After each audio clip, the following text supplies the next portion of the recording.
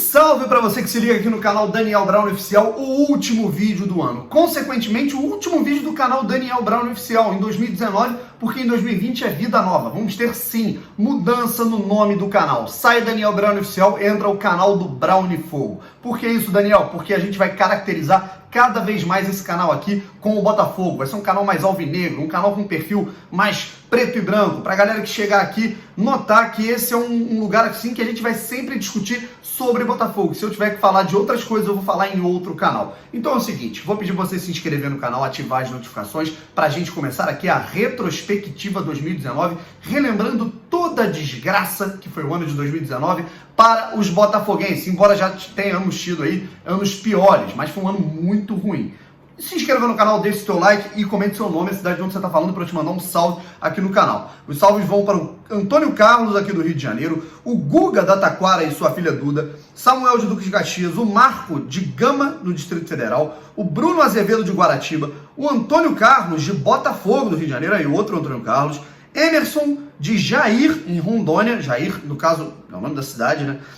Guilherme da Vila Cruzeiro, o Yuri de Cariacica, no Espírito Santo, pode ser que o Botafogo jogue lá pré-temporada, o Irã de Vitória, também no Espírito Santo, e o Jean de Taquatinga, lá no Distrito Federal. Vamos embora para a retrospectiva 2019? Pessoal, o ano de 2019 começava da mesma forma que terminava 2018, de maneira um pouco murcha, o torcedor muito magoado com algumas coisas que haviam acontecido em 2018, por mais que o Botafogo tenha se livrado aí do rebaixamento nas rodadas finais, né? O botafoguense estava muito machucado porque não via esperanças de melhora por parte do Botafogo, e a gente também não via empenho e trabalho dessa diretoria para progredir. De qualquer forma, se você perguntasse em janeiro de 2019 o que o botafoguense projetava para o ano, muito provavelmente ele falaria em defender o título carioca, ganhar mais um título carioca, fazer uma campanha digna na Copa do Brasil, fazer assim uma campanha no Campeonato Brasileiro, quem sabe beliscando ali uma pré-Libertadores, a não ser os lunáticos que falavam que ia chegar no G4,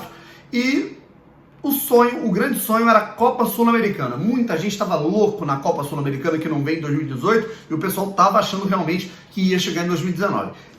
Você pode procurar lá, eu acho que não vai dar para procurar aqui, porque eu já não fazia vídeo aqui ainda, né? Eu colocava lá no Instagram. Eu particularmente, né, flertava aí por um bom campeonato carioca do Botafogo, não via nenhuma esperança do Botafogo vencer nem Copa do Brasil e nem Sul-Americana com esse time, com salário atrasado e tudo mais, e aí todo mundo me xingava, falava que eu era pessimista, né? Pelo visto eu estava certo, mas o Campeonato Brasileiro eu acho que realmente eu projetava algo um pouco melhor, né? Mas vamos ver o que de fato aconteceu? Vamos de mês em mês, começando pelo mês de janeiro. Começava a pré-temporada no Botafogo no estádio Newton Santos, o Botafogo sob o comando de Zé Ricardo, Anderson Barros, Gustavo Noronha, que trio, meus amigos. E aí foram os responsáveis, digamos assim, por parte aí da montagem do elenco, do grande elenco que tivemos aí para o ano de 2019. Uma das grandes pérolas desse time que iniciou a temporada lá no Newton Santos, né, além de algumas boas contratações, é bem verdade, né, o Botafogo enxergou bem o Gabriel, enxergou bem o Alex Santana, mas uma das grandes curiosidades já vinha desde 2018, o fenômeno Zé Gatinha. Alessandro Chepa, que havia sido contratado pelo Botafogo para jogar o torneio Sub-23, a Taça OPG, não se inscreveu a tempo, continuou treinando no clube, e o Zé Ricardo olhou para o Anderson Barros e falou: eu quero esse jogador para o meu elenco em 2019. Resultado, chegou o Zé Gatinha, quem foi emprestado? O Ezequiel. Então, o Zé Ricardo entendeu que o Zé Gatinho, o Anderson Barros também, tinha mais potencial para entrar em campo, para compor o elenco do Botafogo, que o Ezequiel em 2019. Resultado, o Ezequiel arrebentando no Sport, o Zé Gatinho entrou aqui por 15 minutos e nunca mais o vimos. Inclusive, o Zé Gatinho acabou sendo um detalhe bem mínimo e até cômico, se a gente parar para pensar na tristeza que foi o mês de janeiro, para o time do Botafogo. Uma Taça Guanabara, digamos, uma das piores taças Guanabaras, uma das piores campanhas da história do Botafogo em campeonatos estaduais. 20 de janeiro, o Botafogo estreia em Macaé contra a Cabo Friense no Campeonato Carioca, porrada da Cabo Friense. 3-1 para a equipe da região dos Lagos. Segunda rodada, Botafogo e Bangu, 0-0, quase ninguém no estádio, e o Gilson conseguiu brigar com os torcedores. Ele foi expulso, e essa partida, né, aí ele foi expulso e xingou a torcida de volta. A torcida tá xingando ele. E essa partida ela marcou, eu acho que ela foi o grande marco do quão instável estava a relação naquele momento entre jogadores e torcida do Botafogo. A torcida do Botafogo pegando no pé do time inteiro, desde o fim de 2017, todos os jogadores que faziam parte do elenco desde aquele time que fez toda aquela campanha na Copa do Brasil, na Libertadores de 2017, por exemplo, o Luiz Ricardo saiu daqui brigado com a torcida, o Dudu Cearense saiu daqui um pouco magoado com a torcida, tinha o Rodrigo Pimpão, o Gilson, todos esses jogadores a gente viu uma certa sobrecarga em relação ao comportamento deles com a torcida e vice-versa. No mais, o Botafogo ainda perdeu para o Flamengo, fez até um bom primeiro tempo contra o Flamengo, mas a parte física do Botafogo estava completamente horrorosa, até mesmo contra os times pequenos, e o único que destoava era o Eric que não fez a pré-temporada no Botafogo, o Eric fez a pré-temporada no Palmeiras, então nitidamente ele estava voando muito além dos outros jogadores, né? Por isso o Botafogo foi tão abaixo nessa Taça Guanabara, empatou com o Bangu, perdeu para o Flamengo, perdeu para o Resende também, dentro de casa, 1-0, e por fim, só venceu o Boa Vista. Venceu o Boa Vista, que num jogo que já não estava valendo absolutamente nada lá em Bacaxá. Com isso, o Botafogo terminou em penúltimo lugar na Taça Guanabara e figurando na zona do rebaixamento do Campeonato Carioca. Que mês maravilhoso foi esse de janeiro. Agora vamos para o mês de fevereiro. Fevereiro teve uma reviravolta, uma certa ilusão na nossa cabeça. Como o Botafogo ficou de fora das semifinais da Taça Guanabara, o Botafogo praticamente não jogou no Campeonato Carioca. O Botafogo só jogou no Campeonato Carioca contra o Vasco, na última partida do mês, em que o jogo terminou empatado em 1-1. E coincidentemente, o único jogo em que o Botafogo sofreu gols. A volta de Joel Carli para o time, Joel Carli que não atuou na Taça Guanabara por conta de uma lesão, a zaga foi composta aí pelo Marcelo e pelo Gabriel. O Joel Carli foi muito bem nesses jogos em que ele voltou e se assegurou como titular novamente. Vitória muito improvável sobre o líder do campeonato argentino, Defensa e Justiça, que foi o adversário na primeira fase da Copa Sul-Americana. O Defensa era favoritaço contra o Botafogo, vitória com golaço do Eric. Aí o Botafogo venceu por 3-0 o Defensa depois de um golaço do meio-campo do Alex Santana. Copa do Brasil, o Botafogo foi lá, fez o dever de casa, passou pelo Campinense, passou pelo Cuiabá. Eric voando, Eric muito bem nesse mês de fevereiro, e aí voltamos para março, de volta à realidade. Taça Rio, além do empate contra o Vasco em 1-1, o Botafogo só venceu mais 2 jogos. Sofrido, suado, chorado contra o Madureira e também contra a Portuguesa, quando já praticamente não valia mais nada. Derrota para o Volta Redonda, empate contra o Fluminense jogando pavorosamente mal, engolido pelo time do Fernando Diniz, e empate também contra o Americano de Campos. Vale lembrar que o mês de março marcou o fim do patrocínio do Botafogo com a Caixa Econômica e uma certa instabilidade financeira, porque o Botafogo não sabia de onde ia começar a tirar dinheiro depois do fim da parceria, que o Monfarrez não fazia ideia que ia acabar. O Monfarrez achou que ia poder renovar o contrato.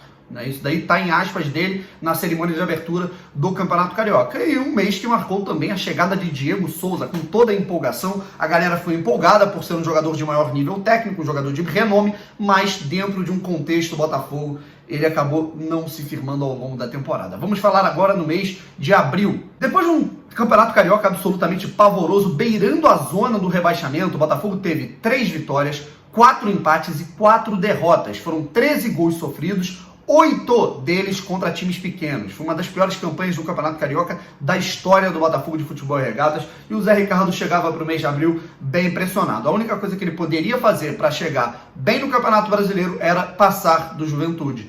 Próximo adversário na Copa do Brasil, com um gostinho de vingança do Botafogo da final de 99, não aconteceu. O Botafogo foi eliminado pelo Juventude. Por ironia do destino, o preferido Chiesa, jogador de Zé Ricardo, Anderson Barros, perdeu um gol sem goleiro no primeiro jogo, a partida terminou em 1-1, e no segundo jogo, o Alex Santana, que vinha sendo o grande destaque da equipe na temporada, é expulso num lance bobo, prejudica a equipe, o Botafogo perde por 2-1 e é eliminado. Para completar mais um mês maravilhoso, a Topper, acabava o contrato entre Botafogo e Topper, e o Botafogo seguia, por não ter procurado a tempo, por exemplo, a capa, que depois só chegou lá em outubro, o Botafogo continuou mostrando, expondo a marca gratuitamente, para você ver como é que é o planejamento do Botafogo. E aí o Barroca assumiu. O Barroca chegou para ser o novo técnico do Botafogo. Mês de maio, uma mudança total de filosofia na equipe do Botafogo, priorizando posse de bola a todo custo, jogando bem, jogando mal, querendo defender, querendo atacar. O Botafogo tinha que ter a bola. Essa era a prioridade do Barroca. Mesmo com um futebol um pouco sonolento e pouco convincente, os resultados foram surpreendentes. Acabou perdendo para o São Paulo na estreia, é verdade, no Morumbi, mas venceu o Fluminense, venceu o Fortaleza, venceu o Bahia, que estava bem, o Bahia naquela época estava figurando ali perto da zona de classificação para Libertadores, e terminou ali, virou o mês de julho, depois aí de umas oscilações, acabou perdendo para o Goiás, para o Palmeiras, aí o pessoal já ficou falando mal que o Botafogo não tinha que jogar com posse e tudo mais, mas aí a galera esquece que o Botafogo joga mal com, sem posse, tanto faz. O Botafogo virou um mês classificado na Sul-Americana depois de bater o Sol de América numa belíssima atuação, vencendo por 4-0 no jogo de volta, no jogo da ida foi 1-0.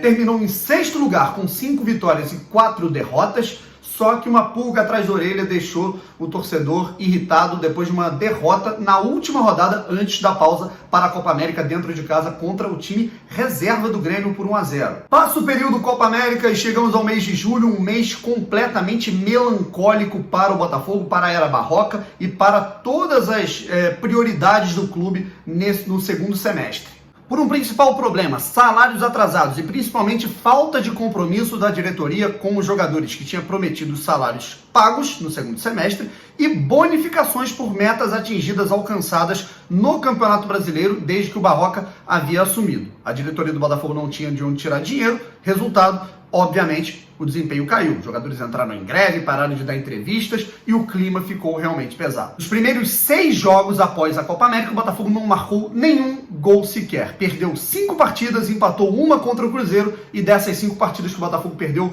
2 contra o Atlético Mineiro e o Botafogo foi eliminado da Copa Sul-Americana. Por outro lado, nos bastidores, o projeto SA, o estudo da auditoria que o Botafogo, que os irmãos Moreira Salles haviam financiado, ficou pronto. E aí, todo o sistema elaborado de planejamento começou a ser feito e aí acendeu uma chama de esperança na torcida do Botafogo. Só que nem num dia de glória o botafoguense deixa de ter dor de cabeça. No mesmo dia em que foi anunciado pelo Botafogo em nota oficial que a auditoria estava pronta dos estudos financeiros do Botafogo, o Eric foi negociado pelo Palmeiras, que tinha o passe do jogador, para o Japão. O Eric foi emprestado, o Botafogo no seu principal momento acabava perdendo seu melhor jogador. No fim de julho, uma ponta de esperança quando o Botafogo voltou a vencer e marcar gols contra o Avaí. Aí em agosto, o que acontece? O Botafogo ia vencendo os mais fracos, ia perdendo para os mais fortes, mas a desconfiança da torcida, a falta de paciência era iminente por um futebol muito mal apresentado, principalmente na parte ofensiva. Para completar, o Botafogo perdia e o Eric perdia o Jonathan, jovem promessa, foi a principal revelação do Botafogo no Campeonato Carioca,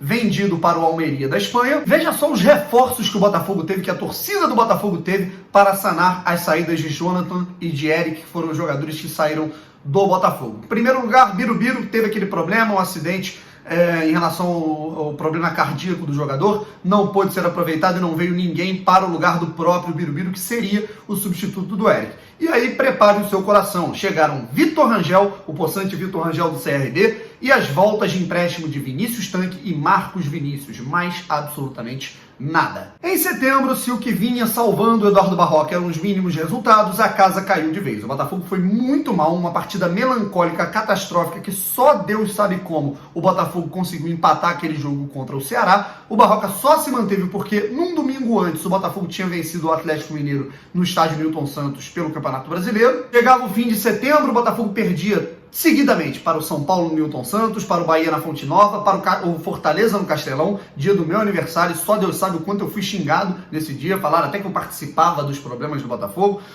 E aí começamos outubro com a vitória do Fluminense sobre o Botafogo no Newton Santos e a saída de Eduardo Barroca. O técnico Eduardo Barroca foi demitido, Bruno Lazzaroni assumiu como técnico interino. Nos 2 jogos, um contra o Goiás e o outro contra o Palmeiras, venceu uma, perdeu outra e Valentim assumiu o comando técnico do Botafogo. O vice-presidente de futebol, Gustavo Noronha, também não aguentou a pressão e acabou sendo demitido, afastado do cargo de vice-presidente, que ele nem figurava. Os próprios jogadores estranhavam porque ele nunca estava lá. O único cara que estava presente em todas as situações era o próprio Anderson Barros. E aí o Valentim chega numa derrota contra o Vasco da Gama e já chega ainda mais pressionado. E depois vem uma vitória contra o CSA absolutamente importante. Provou que a torcida do Botafogo podia ganhar jogo e salvar o Botafogo de uma proximidade que vinha acontecendo da zona do rebaixamento.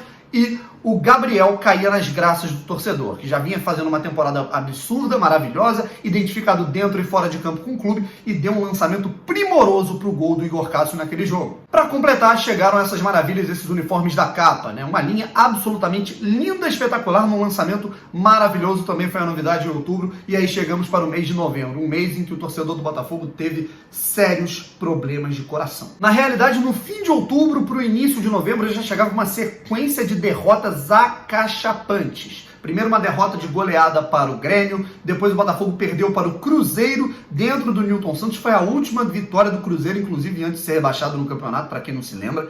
O Botafogo perdeu de goleada para o Santos, aí na medida em que aconteciam os jogos, o Botafogo perdeu o Marcelo lesionado, perdeu o Marcinho lesionado, os jogadores estavam todos machucados, o Gilson machucou, o Botafogo estava praticamente com um time misto se aproximando da zona do rebaixamento. Perdeu para o Flamengo no Newton Santos naquele jogo melancólico, cheio de problemas na torcida, e tivemos aí o Botafogo na zona do rebaixamento abrindo novembro. E foi aí que a torcida salvou o Botafogo num momento em que a situação no campo era ruim, mas dava expectativas boas de um futuro melhor em 2020, quando houve a primeira reunião para apresentação do projeto que ficaria pronto em instantes da Botafogo SA. Houve uma reunião que aumentou o clima de expectativa para 2020 e colocou-se na cabeça do torcedor que bastava o fim do ano de 2019 para a glória chegar. Resultado, campanha da torcida, ninguém ama como a gente, um orgulho ter feito parte dessa campanha que fez o Botafogo, com certeza, alavancar em uma vitória contra o Avaí, alavancar a vitória que teve contra o Corinthians, contra a Chapecoense também. Em novembro também tivemos a grata surpresa de um retorno do Diego Souza, depois de um gelo que o Valentim deu no Diego Souza e no Cícero.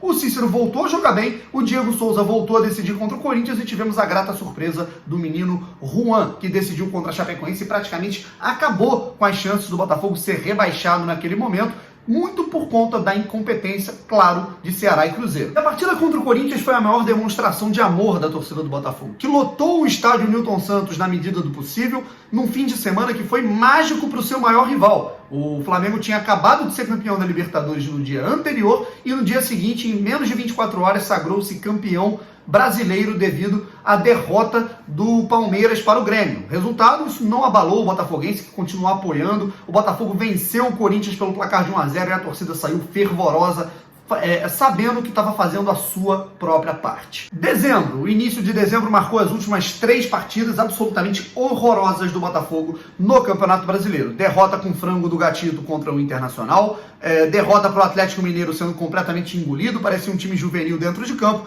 e aí, com todas essas escolhas e o desempenho da equipe, o Valentim entregou de bandeja para o Fluminense, o maior rival, a vaga na Copa Sul-Americana. O Botafogo terminou na 15ª colocação sem se classificar para a competição internacional. E só se classificou para a Copa do Brasil por conta do ranking, porque pelo Campeonato Carioca o Botafogo não se classificou. Um ano horroroso que só pelo menos não terminou com rebaixamento. Só que, claro, teve notícia boa em dezembro também. A Botafogo SA foi apresentada oficialmente para o torcedor numa transmissão ao vivo na Botafogo TV e também tivemos a assembleia com a votação que definiu que o Botafogo vai realmente virar clube empresa e só precisa dos investidores. Com calma, isso vai acontecer no segundo semestre. Deu uma frustrada na torcida do Botafogo que esperava uma mudança logo no início de 2020, mas a gente sabe que não é assim. Portanto, 3 técnicos diferentes, um vice-presidente demitido, um diretor de futebol que se despediu para o Palmeiras e que completamente contestado pela torcida do Botafogo, embora tivesse um grande aval e um grande respeito por parte dos jogadores. Vexame no Campeonato Carioca, vexame na Copa do Brasil, eliminação frustrante, digamos assim, mas não vexaminosa, claro, para um adversário à altura que é o Atlético Mineiro, e um Campeonato Brasileiro melancólico, onde o Botafogo se salvou por muito pouco do rebaixamento, muito mais, na minha opinião, por conta da incompetência de Cruzeiro e Ceará, que figuraram ali na parte de baixo até as últimas rodadas. Rapaziada, fim da retrospectiva 2019. Chegamos ao fim aqui do canal Daniel Brown Oficial em 2019 e sejam bem-vindos ao canal Brown e Fogo. Essa mudança vai ser muito importante para que a gente fique cada vez mais caracterizado como um canal do Botafogo. 19 mil inscritos, graças a vocês. Eu sou muito grato a tudo que vocês fizeram por mim aqui no YouTube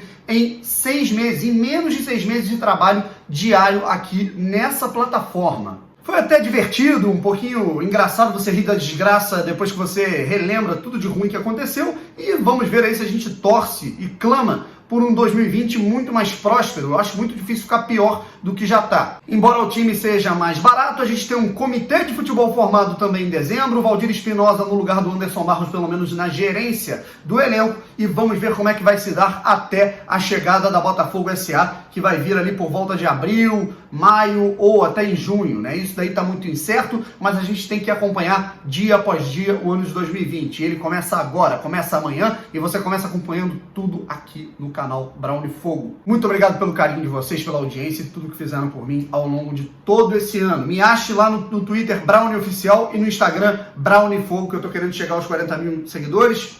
Um beijo, um feliz ano novo, ótima virada aí para todos vocês, um abraço, valeu!